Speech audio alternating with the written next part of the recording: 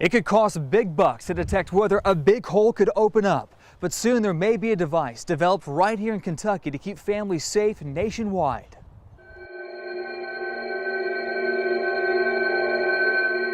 Lurking beneath the surface. Eventually we'll just swallow up the whole area and keep growing. An unpredictable phenomenon. The nation gasped when 8 prize corvettes sunk into the widening abyss. If there's people in that room, it certainly would have been a tragedy. When you see something happen inside of a building like the Corvette Museum, it really opened up a lot of people's eyes. I think that, hey, it can happen anywhere. And in Kentucky, that's a reality. There certainly is a danger. Especially during rush hour, when a sinkhole caused Dishman Lane and Bowling Green to collapse in 2002. Golfers on this course 2 hours south of Louisville are warned of craters beneath their feet.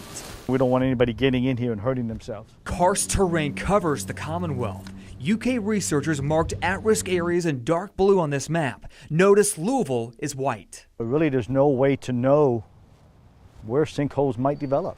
Until now.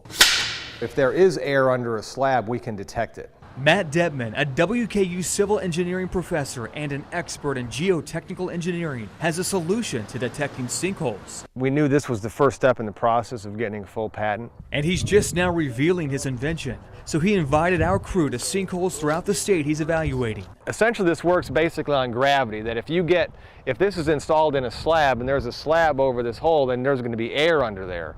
And so the weight at the bottom would fall, which would trigger the device to give you a warning at the surface of the slab. And so once that weight falls, it will trigger, give you a warning. We'd probably put it at the corners of the house, potentially in the garage slab, where we could get it installed and put it at depth to try to detect any sort of sinkhole activity beneath that structure. Sinkholes happen when the bedrock of the earth is slowly worn away by erosion. Under the topsoil is a layer called the overburden. Then under that is bedrock, which sounds tough and solid, but it's actually filled with cracks and crevices. Water is constantly seeping through and infiltrating. As the water erodes the bedrock, the overburden starts to fall down into the space left behind.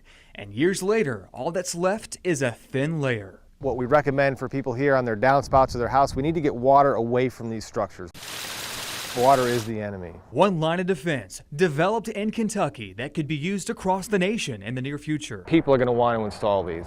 While the entire region is prone to sinkholes, geologists say you have a better chance of getting struck by lightning than a crater opening up in your backyard in Louisville. Scott Adkins, Way 3 News.